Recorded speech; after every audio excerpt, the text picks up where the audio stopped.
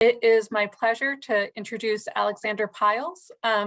Like Adam, who we heard from this morning, he not only is a lecturer at UMD, but he also works with the Capitol News Service. He, as audience editor there, teaches student journalists to use social media, to use metrics, and various tools and platforms to grow an engaged audience. And so that's what he's going to be talking to us here about today. Prior to that, he worked at the Baltimore Sun, also like Adam, Patch, the Wilmington News Journal, and CBS Sports. So we're very excited to have Alex with us today. Thank you. Hi, thanks, Anne. Everyone can hear me, I hope. So I have a little presentation that I'll go through here. I'm going to do my best not to just lecture at you. I'll go through this quickly, and then I hope that we can just have a conversation about whatever you're curious about in this space. Thank you all for being here. You know, like Anne said, I focus on digital storytelling is really what I think about it as, and digital community building. And that involves social media, of course. It also involves search. It involves, product, the kinds of things that, have to happen to be able to get stories out into the public, right? So the first thing that I'll show here is just a tweet by Katie Bogle, who's works in SEO for USA Today.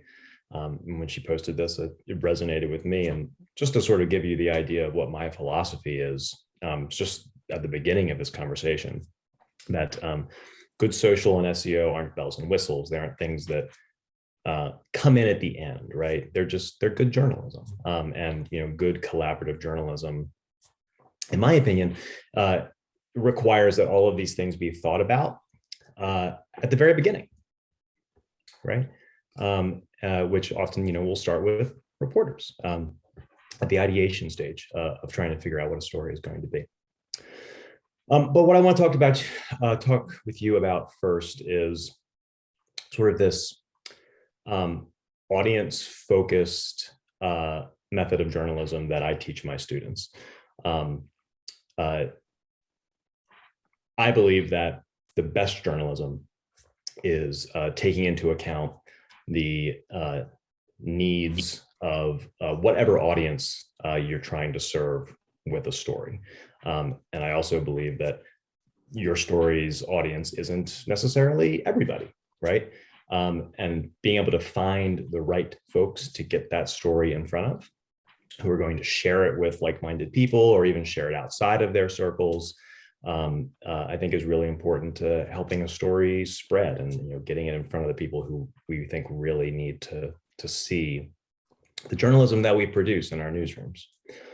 So I want to start with finding, and I'll go through this very quickly here, but I went through the Foundation's Twitter list, and I saw all of you are all over Twitter, and that's great, and that's no surprise, right? Because 70% of users on Twitter get some news. But I want to point out just here at the beginning, and maybe make a little bit of maybe this isn't new to you, but offer an opinion that maybe journalists spend a little bit too much time on Twitter, right? And I think this graphic gives you an idea of why I might say that. Only 23% of United States adults actually use that platform, right? So when we're on there sharing stories, I'm not saying that it's not worthwhile because it's a highly engaged user base, but it's a tiny fraction of a potential audience, right?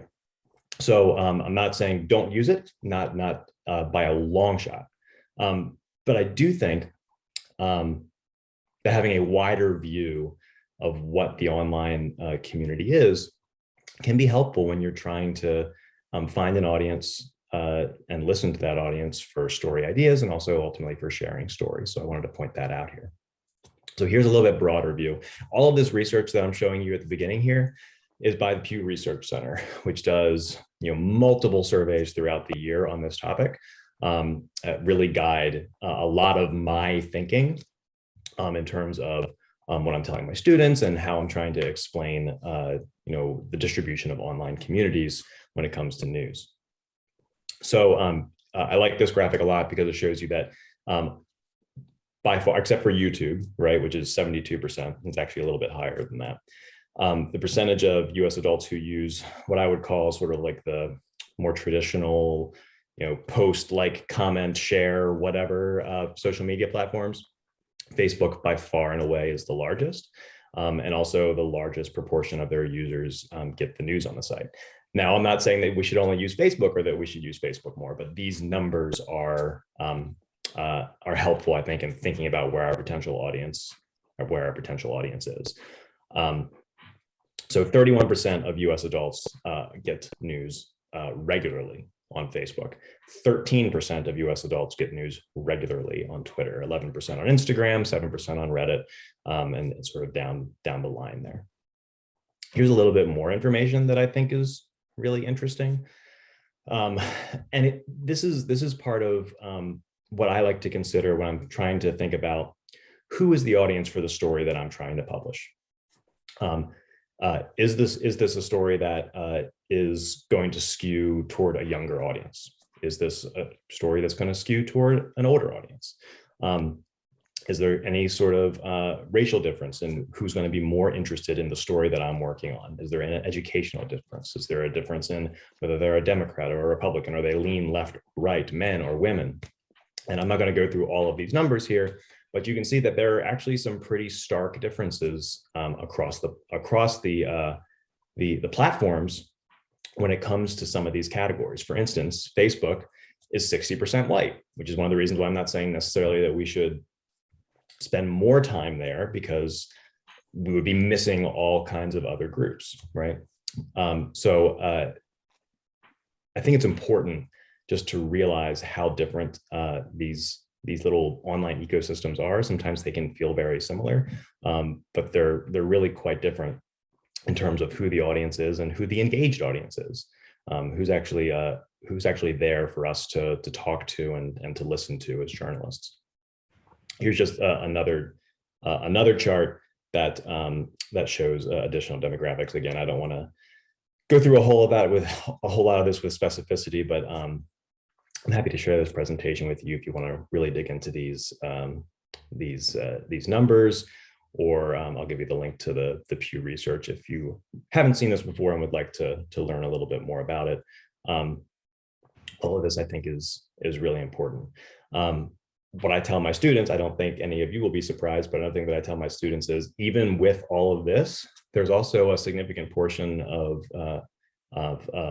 United States citizens that still don't have access to broadband internet, right? So when we're looking even at what an online audience is, we have to think about what audience are we potentially missing that is not online the way that some folks are. So I like to keep that in mind. So when you're trying to figure out who your audience is, I recommend looking at the demographics of the platforms and thinking about who you're trying to reach. And then once you make that determination, depending on what your story is, depending on the makeup of your community, and every community is different, right? Then what I like to tell students is to spend a whole lot of time just listening. If you use social media often, then you probably heard the term like just lurking, right? I don't mean that in a creepy way. Like, it's a good thing to sort of just hang out on these platforms, I think, and understand the conversations that are happening. And in those conversations, there are usually some questions. So this was a story that was published late last year when Samantha Melbourne Weaver was moved up to the masthead of the Los Angeles Times. Wonderful thing, in my opinion. She is focused on audience engagement and development, and moved up to the masthead of one of the country's largest newspapers. And Neiman Lab did this Q&A with Melbourne Weaver, and I want to highlight just this one portion of it. She's talking about how audience engagement teams, folks that she's trying to hire to fill out this new large team that she's populating at the LA Times, often these folks end up being folks who are doing training in the newsroom, who are teaching about the internet, who are showing how to use, who are experimenting with a brand new social platform, and then showing the newsroom potential ways that it could be used to reach different audiences. And she says, the whole point is teaching other people, here's how your audience is reacting to what you're talking about, and here's what they want to know. I think that's a really powerful thing to know for any story that we're doing, and really an essential thing to know if we're trying to reach a new audience, which I think we are. I think we always are, and we want to be doing that. So I just wanted to show that quote there. I really like sort of that thought process. And there's lots of different ways that you can do that, right? You can, spend some time lurking on these platforms. There are also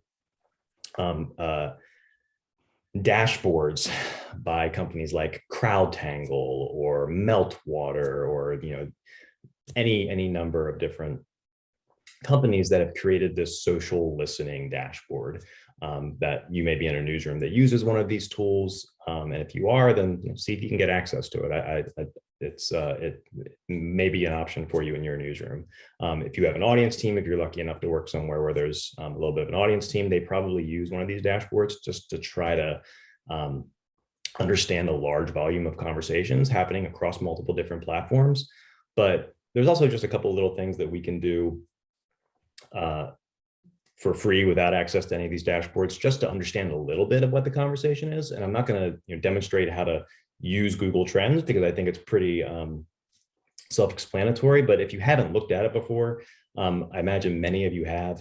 If you haven't looked at it before, let's see if this will load here. And if not, I'm just going to move on. It's a really powerful tool to be able to see what folks are searching for in your community. So if there's a topic that you're interested in, you can see if it's interested in doing a story on for whatever reason. You can see how much interest there already is in the community, how they're searching on that topic, and specifically the kinds of questions that they're asking around that topic. Looks like it's not going to load for me, so I'm going to keep on going. But literally, it's like what you see here. You enter a search term or topic, and it tells you the frequency and the related queries that are happening within a topic, which is something really valuable, I think, in helping to figure out what your audience already cares about. Here's two audience-focused journalists that are using Twitter, right, to try to get some story ideas. Right. So Teddy is a graduate of the University of Maryland. He's come and spoken to several of my classes.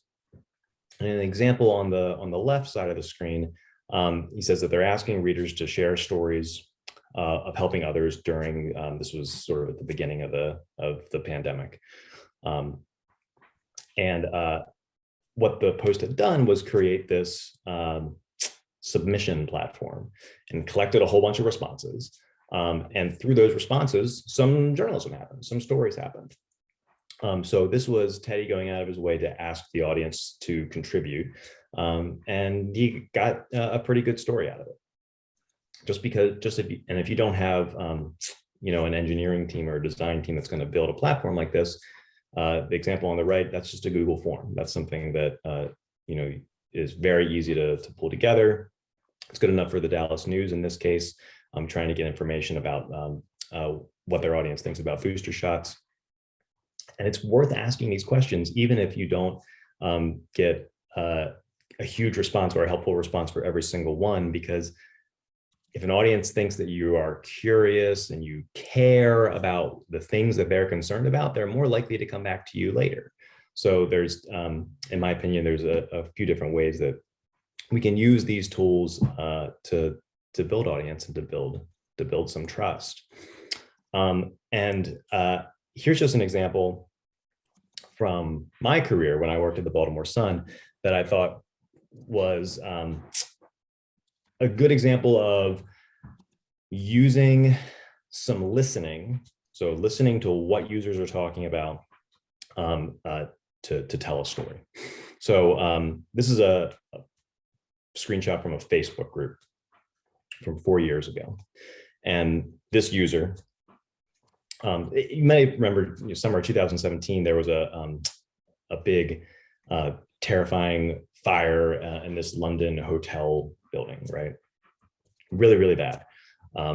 And there was lots of talk about why that happened.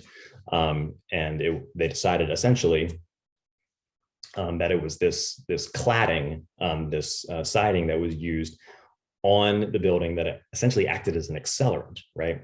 So this user, for some reason, had knowledge that that same cladding was used on a hotel in Baltimore when it was built, in a very ritzy area of Baltimore called Harbor East.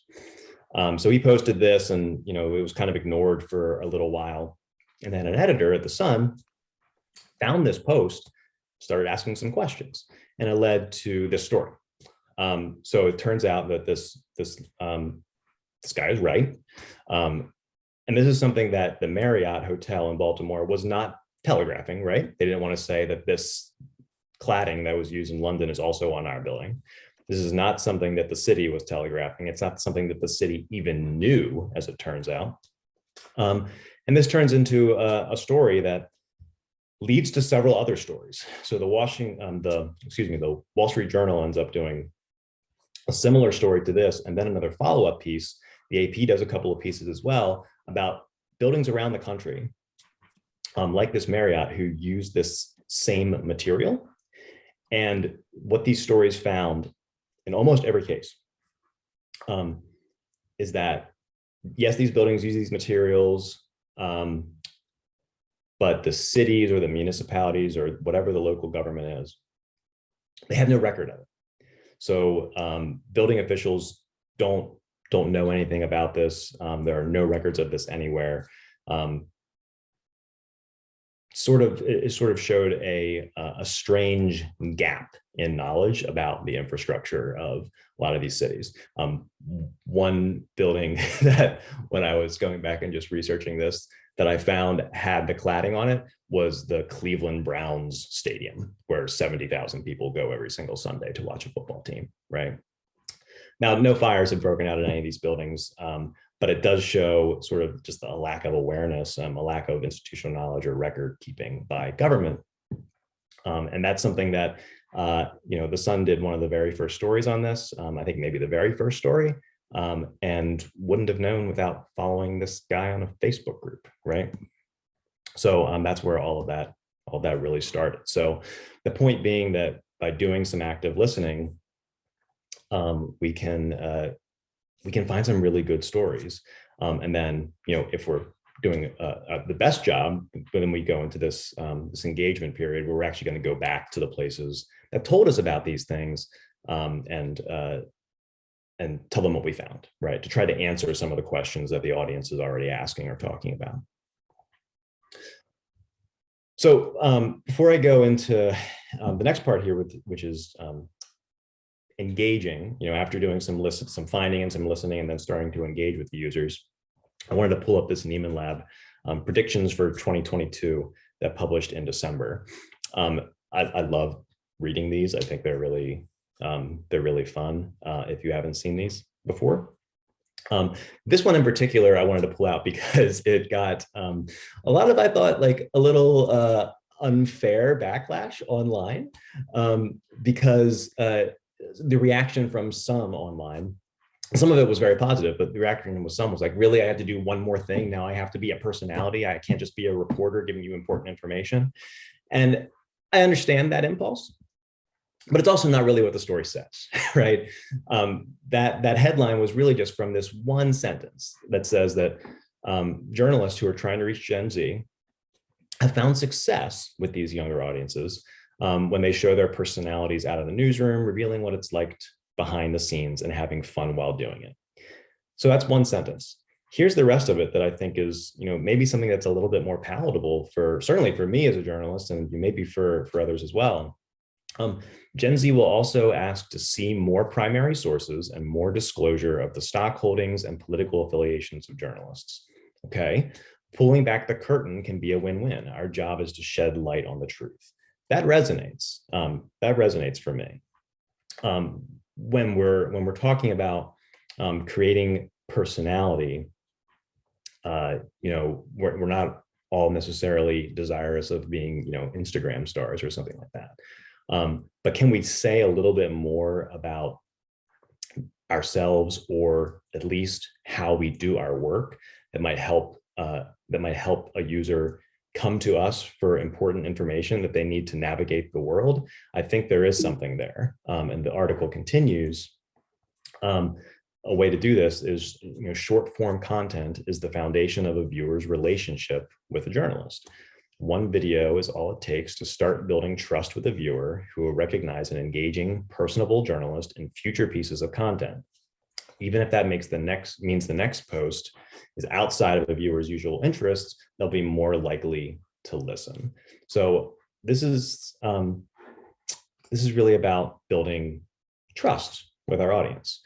And individual journalists have a leg up on this compared to a journalism brand account, for instance, right? This big faceless organization. Individual journalists have an opportunity to cultivate some trust in their audience by showing a little bit about what they do and sharing a little bit about themselves. It's scary, and it's not necessarily something that a lot of us are very comfortable with. We don't want to be part of the story, but it's not really about that. It's about showing an audience that, hey, I'm a real person who you can trust, and here's why you can trust me, because I'm going to share all of these things about how I do my work when I can, when it's appropriate. So this is what I mean. I encourage students to think about, when they go out and they are reporters, to think about what they can tell online audiences through social media or through another method that they dream up, what they can say before publication about the story they're working on, about what reporting they're doing, about how they're doing it. What can we say about what we're learning about a community that we're covering, or as we go through a community, what we're seeing, and what is potentially a story there. And can we take these things and sort of tell a story about how we're doing our work? Do a little bit of behind the scenes show and tell. And I think that's a really a powerful way to use social media, especially when you're trying to get an audience to trust that you have done the work on an investigation, right? You may spend months on a story. I hope you have that luxury, to spend months on a story, to do something really important and to publish thousands of words on it. Some members of the audience who would benefit from that information are not going to come to your website and read your 5,000 words. They're not going to do that.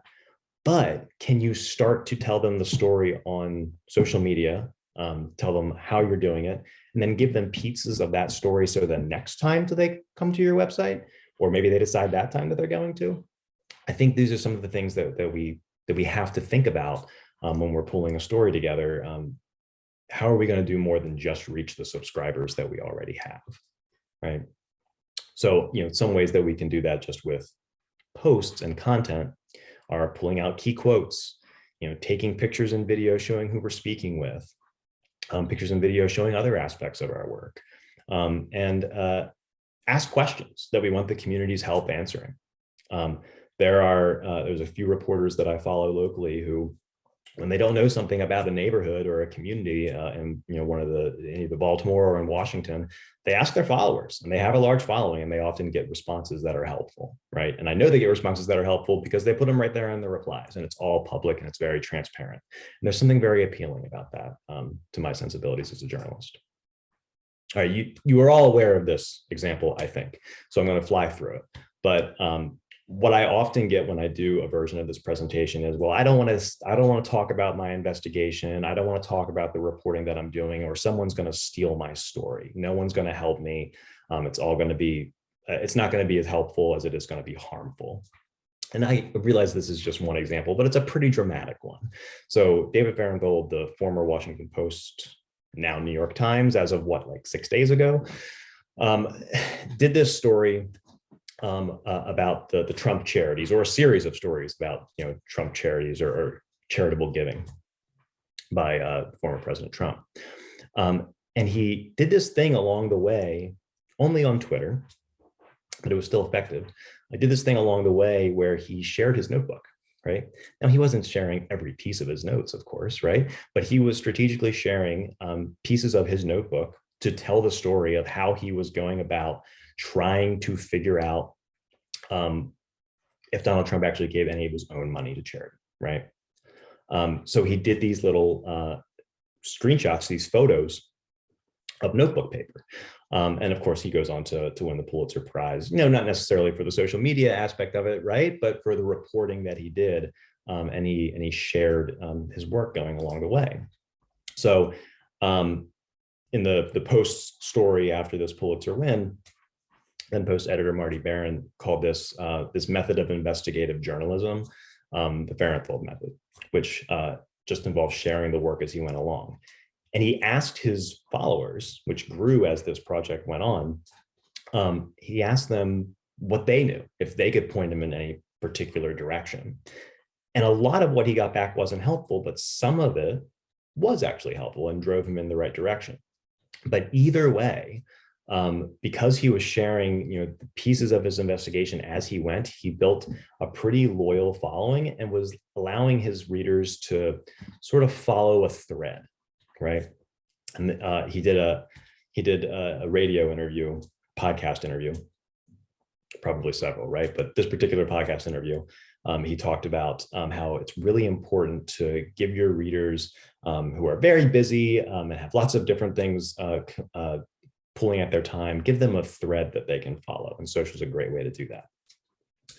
Also, he pointed out that no one stole his story, right? He shared this stuff all the way through, and he won the Pulitzer at the end. The Washington Post got the accolades for this reporting. And while there were other stories on this topic, and I saw him congratulate reporters who got scoops along the way during his little run here, he said his philosophy, which really I thought was surprising, but I really liked it. He said his philosophy was, yeah, if someone beats me to a story, it's okay, because the information that I'm trying to get out there still gets out there. And that's the goal, to get the information out to readers, to people. I thought that was very nice.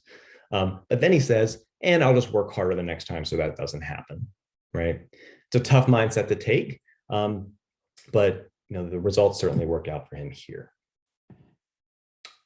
So that's asking for audience input and helping them sort of follow your story as it goes. But another way to engage, or another important part of engaging with audience, I think, is once you have the story and you're ready to share it on social and online, as I said before, the goal is to grow audience, right? You have your subscribers, you have your people who are coming to your website all the time. What you're doing on social isn't necessarily for them, right? It's not for those people. It's for the people that you don't have, right? And one, you want to inform those folks. You also really want to convert those folks into subscribers, to people who are coming to your website daily. And in order to do that, I tell students that we have to be willing to provide enough context, enough information about our story to do that in a really meaningful way. I fall into this trap, so I don't tell this story to judge, but I hear so much from, or I see so much journalists on social media have fallen sometimes into the trap of, we're upset at the user for not doing more than reading the headline. They just read the headline and then they leave a snarky comment and they move on. Frustrating, totally get it. But because we know that users do that, it becomes incumbent on us to give them a little bit more information. I'm not saying give away your 1,000 words. Of course, you're not going to tweet a 1,000-word story. But when we're sharing the stories that we do, I don't think it's enough to tweet a modified version of the headline or the lead and then walk away. I think we do have to say a little bit more. For instance, right now in Maryland, there's this thing happening with the governor, Larry Hogan, who's a Republican who's very clearly considering a run for the Republican nomination for president, right? So he announces a new package of legislation, and he's calling it the Refund the Police Initiative, right? So you see what he's doing there. But the media coverage in Baltimore and in Maryland is all quoting the governor's package as the Refund the Police Initiative. Well, not a single jurisdiction in Maryland actually decreased police funding, right? So, and every single story that I read says that, every single story, and none of the tweets I read say that. And so you have social media activists who are, I think, in these cases, rightfully saying to journalists that, sometimes the only thing that users or the public is going to get is the tweet length description or the headline. And it's deceptive to use that kind of language when that's not really what's happening. Yeah, your story says it, but not all users are going to read your story because they might not be one of your readers, but they're one of your followers, and that's still an opportunity to inform them. So I encourage students to provide as much context online on social media about their story as they possibly can without being ridiculous. I don't want to give away the whole store, right? I do want to incentivize a user to actually come to my website and read the thousands of words and look at the beautiful photography and graphics, right? I want that. I also have to be realistic and understand that it's really important to get the information out. And maybe by giving them a little bit more, they'll see that we're doing really good reporting, thorough reporting, and maybe they'll come to us for the full story later. That's sort of what I have to hope for. So Capital News Service is the nonprofit student staff news organization that my college runs and that I direct the audience team for. And here's just an example of a long project that we've been working on with the Howard Center for Investigative Journalism called Printing Hate, about how white-owned newspapers incited racial terror in a lot of areas of the country from 1865 to 1965. And this particular story is about a massacre in Elaine, Arkansas. And so on Twitter, we created a thread. It was pretty short. It looks like 5 or 6 tweets, telling a little bit about the story, tagging some relevant accounts, putting a video in there to provide a little bit more information that someone can just get on their timeline without having to click into anything. And then, ultimately a link to the article at the end. That's just, one potential thing here. And I'm not going to play this, it's only 15 seconds, but here's a TikTok version of the Elaine massacre story, which just talks about why it is, or teases why it is that one of the worst racial massacres in our nation's history is little known, right? So we're taking literally, I think, 4,000 words of story and putting it into a 15-second TikTok. Obviously, we're not going to get it all there, right? But we're going to get enough of it. I hope that someone will understand the story and maybe come back to us for more later. Same sort of idea on Instagram here. We created a carousel that goes into different parts of the story, and we have a little bit more space in the caption. Again, not anywhere near everything that the story contains, but pieces of it. So maybe you don't want to make TikToks, maybe you don't want to make Instagram carousels and graphics and all things like that. I'm not suggesting necessarily that you do, but these are the kinds of things that if you talk with audience editors early in the reporting process for one of your stories, these are things that can get created as we go. And then when your story publishes, it's going to have a larger audience because we're going to be reaching people on these platforms who are not coming to baltimoresun.com, and they're going to know more about your reporting than they would have otherwise, and maybe they come to us again later. I also say here, let research be a guide. Let what you learn about the audience through looking at them on these different platforms and listening to their questions help guide some of your reporting. Every investigation that I've worked on in the last few years with students, I really encourage them to listen to what the communities that we're eventually going to market this story to online, listen to the questions that they're asking, and let's see if we can answer some of that in our reporting. Let's see if we can make the story better by serving them in a really meaningful way. then also return to those communities, of course, once we're done, once we're at the publication phase, we want to come back to those communities and show them what we found, right? So that only works though if you do the work ahead of time, if you spend the time actively listening, actively asking questions, and then you return with a story. Parachuting into these communities, whether it's a Facebook group or a subreddit or anything like that, doesn't work well. You sort of get run out of the online square. Since we're talking about publishing, I also wanted to do sort of like a generic, algorithm talk. And, I'm sorry, we could spend hours just on the algorithm. I'm trying to give you just an overview of a lot of things here. Every algorithm for every single social media network is going to be different. But there are some similarities, right? And there are some sort of like broad ideas that we can take to each of them, even though they're different and they're also constantly changing. Generally, algorithms really like when users respond quickly to engagement. So that's why I say here to ask questions, encourage comments, and then respond quickly. What does quickly mean? It depends on the network, right? A couple of hours is okay sometimes, a couple of minutes sometimes is better, right? So if you're going to use social media to listen and actively seek feedback, the algorithm is going to prioritize your post if you are taking the time to quickly respond, and doing that is going to allow your post to show up in more feeds. Tag accounts and consider using hashtags, but again, this is very platform specific. Tagging accounts is almost always a good idea, but hashtags are not always a good idea, right? So on a platform like Instagram, hashtags are absolutely critical because that's where a lot of the search functionality of that platform comes into play. On a platform like Twitter, it's really pointless unless the hashtag is trending or is tied to a particular event.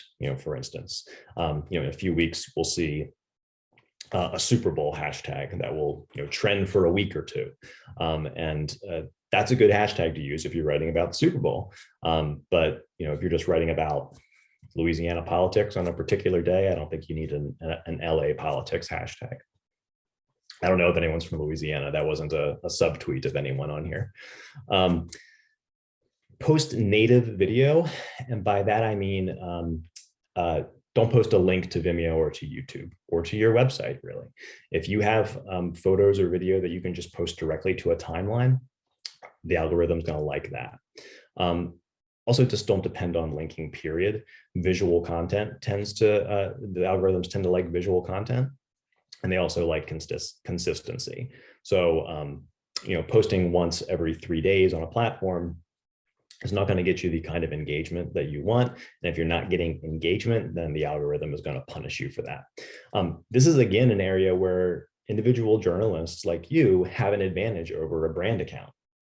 These platforms don't want, large brand accounts to fill up users' timelines. They want friends and connections to fill up users' timelines for the most part. So you're in a position as an individual who is reporting news and trying to get information out to game the algorithm more easily than some larger brands can be. And then the last piece here that I'll go through kind of quickly, but show you a tool that if you haven't seen before, is really easy to use and I think useful. Whenever we're looking at any of this stuff, whenever we're thinking about sharing on social media, trying to tell a story on social media, it's important to take the time to measure the effectiveness afterward. We have the tools to do this. And this is from the American Press Institute from, I don't know, a year or two ago, maybe. Celebrate successes and analyze failure in a way that makes it a natural part of experimenting with metrics rather than a statement about the experimenter's quality as a journalist. So I've worked in newsrooms where, and maybe you do now, where there are, large, television screens on every wall, and it shows a ranking of the top stories on the website attached to a byline. I hated that. I thought that was horrible, because what happens is the reporters just sort of gather around the television and they see, where they are, and they get a little competitive, and it's fun for everyone who's like in the top 3, but it's not fun for everyone else, right? And just because you're not the most clicked on story in that instant doesn't mean that your story wasn't worth doing, right? That can't be the only metric that we use to determine the effectiveness of a piece of journalism. So I'm not saying that. But what I am saying is we need to be okay with looking at those metrics, seeing that, maybe a story didn't perform as well as others, and asking why. And taking the time to figure out if, did we share it differently, or did we not share it at all?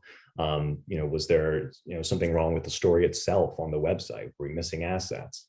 Those are questions that are worth asking, and those are the things that I think metrics should be used for, rather than as like a quota or something like that. And I hope, and I think a lot of newsrooms understand that now. Crowdtangle is a great tool that you can just download for yourself, just to sort of have a check, right? And, how did this thing that I did perform?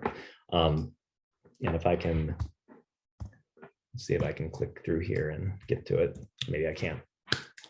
So Crowdtangle is, it's just crowdtangle.com, I think. And it has a dashboard that's going to give you a whole lot of information. It also has a Google Chrome extension that you can see right here in my screenshot. Oh, I'm sorry, right here, right? And you can go to any page on the internet, click that, and it will give you interactions across 4 social networks. For these last few, I think they only give you the last 7 days. So you want to check it pretty soon after posting, a day or so after posting. It's another company that's owned by Facebook, so we're always getting this Facebook data here. But this is really useful if you go to the story that you had published, the previous day, and you just wonder how users are getting to it from social media. Then you can go here. See that Kathy Best's Facebook post led to the most visitors to this page at this particular point in time. And then you can actually go to the post and see what Kathy did. Maybe she wrote some incredible, amazing post, or maybe she just has more followers than anybody else.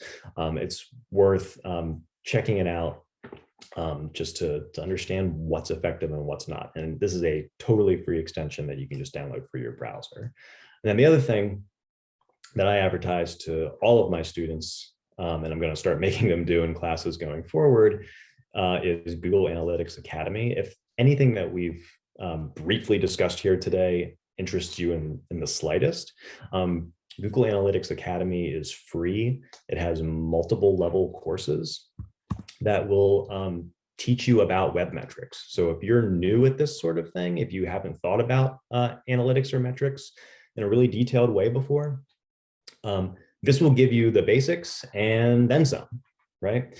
I think each course is probably 5 or 6 hours long. And if you get through them, they email you a little certificate that they say is good for a year. So you get a Google Analytics certification. It's a nice little resume line, but it's also hopefully something that's helpful for you when you're trying to evaluate how your journalism is performing online. All right.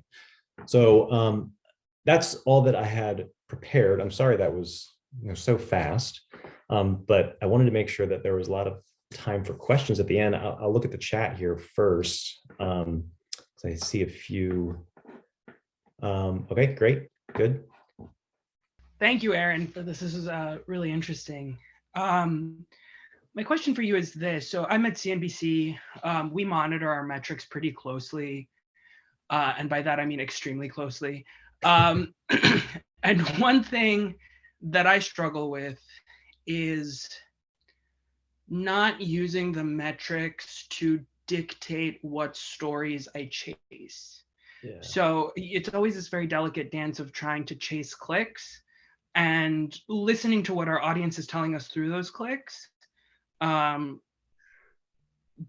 focusing on the stories that they're interested in. But at the same time, sometimes they're interested in really dumb stuff that is not particularly worth writing another story over. Like, I don't need to write a story about some like influencer who makes, X amount of money on some side hustle platform again. But those always do really well. So I wanted to know if you have any thoughts on that particular problem that I think we all face. And also, like, do you have a proportion, almost like a diet, if you will, of like, okay, if I will do one of these stories, or I will do two of these stories, and then I do one that is not necessarily geared toward the clickbait. Like, what's a good ratio? So I'll go into just like the research, which I am not an expert in, but I have colleagues are, and I love talking to them. The research says that the clickbait is, it's great once, right? And then it's never good again for that particular user. So, I know this is maybe not practical in some ways, but I would tell you to avoid it at all costs. I think a lot of news organizations now, some news organizations now, are thinking and realize that their most valuable digital metric, which isn't something for you where you work, but is subscriptions, because subscriptions are digital subscriptions are that's a reliable user who's coming back again and again and again. The clickbait is going to get you one click one time, and maybe that person never comes back to your website. So, I mean, my advice isn't necessarily for you, it's for anyone who's deciding what's important, is to devalue page views, right? Because page views are not a good predictor of a loyal audience, right? It's just not. So you may have good numbers, but you're not building an audience that is ultimately trusting you and coming to you when they want information. They're seeing something clicky and they go to it. So, I realize you're working in the real world, and I'm sitting, at a university saying this, but I would really just try to avoid it wherever possible and try to make the case that you're not building an audience that is loyal and is going to return, which is what I think we want and what your advertisers want, actually. No, that's actually very helpful, because if I can say, oh, I went to this thing and like I have some backup on the fact that we don't have to necessarily chase that headline. I will say, like, our editors do encourage us to think outside just the clickbait headline. Like, we're supposed to kind of like do this dance of like, what is a good headline that will grab people's attention, but at the same time, the story is, in our case, a lot of times evergreen enough that it will cycle through, like it'll do a couple of cycles on Facebook and get shared a lot and get a lot of views, and sometimes have a longer shelf life than your typical clickbait article. So it is this, it's not all just like, oh, get me clicks with this head. But the other thing I'll say is, to your point, CNBC actually has launched a subscription service called CNBC Pro. Not sure why anybody would buy that, but here we are. We're getting into that game. So just to your point, but thank you. Yeah, sure. And I think, Gabriel, also there is a difference between writing a good headline with content that is going to be valuable over the long term, and a difference between writing a clicky headline that is going to be good for a day. So it sounds like you guys are you're thinking about it right. So sorry.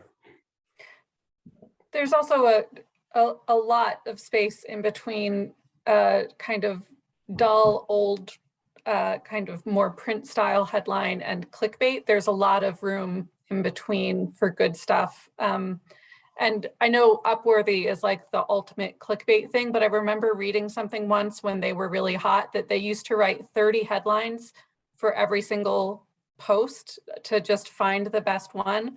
And that's something, the more headlines you write, you'll somehow hit that really good one that you like. Annette. Hi, I'm Annette. I'm a data graphics reporter, and I don't know if other people share this, but I get very intimidated with using something like Twitter. I see a lot of colleagues and journalists like really, do a good job with showing their personality and building an audience and doing that. And I struggle with, how much I'm supposed to share about myself, how much I'm supposed to let people in on the way I talk or the things I think, and I usually just get paralyzed by it and don't post. And I guess like everything you said about keying your audience in, about the process and being more transparent. I think that was all very helpful and good tips to engage in that way. But could you speak a little bit more about, balancing pulling back the curtain and being more personal, but also making sure you're not narrowing your audience down to people who relate to you or like share the same values, already working for an outlet like Politico that already brings in a very specific audience, and I don't want to narrow that even further. So yeah, could you speak a little bit more about that? Yeah, that's such a good question, and something that when I was a reporter I struggled with, and I still struggle. So you're far from alone there. I'm not going to offer you any great sage advice. I don't. So going back to the Neiman Lab article, we know, and the woman who wrote this is works for the Wall Street Journal and in platform visual storytelling. So basically, she's doing visual storytelling on the different social networks. So she knows from her work at the Wall Street Journal, based on this article that she wrote, that younger users are going to appreciate your authenticity, right? They're going to appreciate that you're sharing parts of your life. And when I go online and I see people who are working full-time in social media in journalism, I see them sharing lots of parts of their lives, but I don't really know anything about them. I know that they have a cat, right? I know the city they live in. I know that they got a new apartment, right? In the last month, I know that they got COVID, right? So like, I know these things about their life, but I don't know really anything else. So I think it is possible to share pieces of yourself without giving everything away. And it's going to depend on your comfort level, of course. But I think it is possible. And it's just, it's a trial and error thing. The way that when students ask a version of this question, I give them a list of people to follow and see how they do it. In Baltimore, where I am, Justin Benson is a reporter for the Baltimore Sun for another 5 days before he goes to a nonprofit. Wrote a book about Baltimore cops. Has been here for a really long time. Big Orioles fan. I know he has a couple of cats. I know he has some kids. I know he loves his dog. And I know he's a great criminal justice reporter. He's got lots of followers and people interact with him because they feel like they know him a little bit. So I think it's possible. I know it's not easy. And some folks are frankly going to be better at it than others, but it's tough. It's tough. I don't want to share anything, to be honest with you. I think that a point that you made earlier, though, is possibly a good way into it. You made the point of not just repeating what the headline says or something along those lines. If you're not comfortable sharing information about yourself yet, you can share more about what you've worked on, but in a more conversational way. So like how you would tell your mom or a friend, or even if you want more journalists to follow you, like in that sort of, if I were speaking to these fellows kind of way, like what would I say about this project? But just more conversational so that it's not so like, I just ripped this from the lead kind of thing. That's a really great point. Yeah, that's a really great point. Like newspaperese on social media is going to kill you. That's a really great point, Anne. Oh, you made it. I was just repeating. Nick, go ahead. Yeah. Hey, Alex, I thought the talk at the beginning, talking about audience, was really interesting. I think you mentioned, a lot of people obviously are on the internet now, and not everyone that exists is your audience. But what do you do to reach those people that aren't online that might be part of your audience? For example, I live in Columbus, like Southwest Georgia. A lot of people don't have broadband internet, and not as many people are taking the paper as they used to. I think we only print 6 days now. I saw ProPublica, they did a recent air pollution story, and they actually sent letters out to people who were in the most affected areas. So how do you reach your audience sometimes that's not online and maybe won't take your paper, but maybe the people that are most affected? That's a great question, Nick. So some places, some some folks who run audience for news organizations, they're usually focused digital, but I also see some of those folks running community events as well, panel discussions, or just having like tables at flea markets, quite frankly, which, I know is not necessarily, what you think about when you think about journalism, but I do see audience engagement specialists in newsrooms doing that sort of work in the community. I will tell you what we did when we had this problem at Capitol News Service and the Howard Center for Investigative Journalism.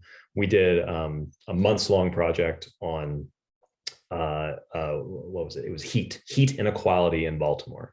And basically, one of the many takeaways is if you live in a poor neighborhood, you have worse health outcomes when it gets really, really hot. Because you probably don't have air conditioning, or you might not have air conditioning. You already have limited access to healthcare. There are no trees on your street, so there's nothing to sort of cool the street down. You have lots of people in your house, whatever. These poor neighborhoods were suffering the most during heat waves. It's where the deaths were coming from. It's where the heat-related illnesses were coming from. We knew that none of these folks were ever coming to our website. We knew the story got picked up by the Baltimore Sun. We knew they were never picking up the Baltimore Sun. We knew they weren't following us on social media. So we literally turned it into like a little pamphlet. And we, this is much less efficient than what ProPublica did that you described, but we literally walked it around the neighborhoods where we did the majority of our reporting, and we knocked on people's doors and we left it for them. So that is a tremendous amount of legwork, right? But those people wouldn't have read the story otherwise. So sometimes I think that's what it takes. What was the what was the response like from residents when you guys sort of came to the door with this pamphlet? I mean, was it effective? From what I heard, so I didn't walk around, but from what I heard, people took it like no one spat in our face, if that's what you're asking. People took it, and in some cases, we had done a lot of work in these communities already, right? So we had talked to the pastor at the church, right? We had talked to some of the community leaders. We went to community association meetings. So we weren't meeting a lot of these people for the first time. So I think that probably helped. But that's probably about as much as I can say about the reception. Good afternoon. Thanks for doing this. You were showing how many people get their stories from Facebook. How do you work on ensuring that your story infiltrates people's news feeds? Like if I posted my story, like my college friends and my high school buddies would see it, but I don't think it would go beyond that. Yeah, that's the algorithm problem, right? And that's what you have to do. You have to really do your best to work the algorithm. So some of those tips that I gave before about trying to generate some engagement, even if that engagement is, with your college friends and your buddies, Facebook's going to see the engagement, and that's going to help them. It's going to lead to the article being boosted in the algorithm in other feeds because they see a lot of engagement. But also, and I know this is like a devastating thing, and the algorithm is constantly changing. We don't know everything about it, right? But there's some evidence that the algorithm doesn't like links. Like it doesn't like links to stories. So that means that maybe we need to find some other way to tell about what we're doing without linking to the story in the very first post. Maybe once you get some engagement, you drop a link in the comments. I'm experimenting with something like that right now for a project that I'm working on. And this is what audience people do all the time. They run these little experiments and then they measure whether or not it's effective afterward. So yeah, you kind of have to do stuff like that, ask questions, engage frequently, use native video if you can, use photographs if you can. And, I'm not saying don't link to your article, but, maybe every one of your posts shouldn't be a link to your article. You're in a better spot than news organizations, right? Because we already know that Facebook has made it harder for news orgs to organically show up in a user's timeline. So you as the individual are already in a better spot than your employer is. Thanks. Thank you, Professor Pyles. This was really wonderful and informative. And you all have his email and his Twitter handle.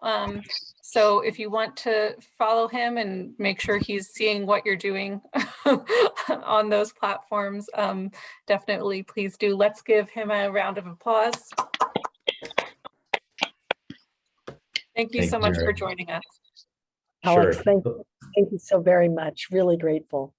Oh, thanks for having me. I should have said that really quick, really quick. This is really important. That last question, RJ. Yep. Post in Facebook groups. Find Facebook groups that care about what you're reporting on and post in those groups. Traffic in groups and engagement in groups is way higher than on the timeline. I can't believe I didn't say that. That's what you need to do. That's going to help you more than anything. Thank you. Thank you so much.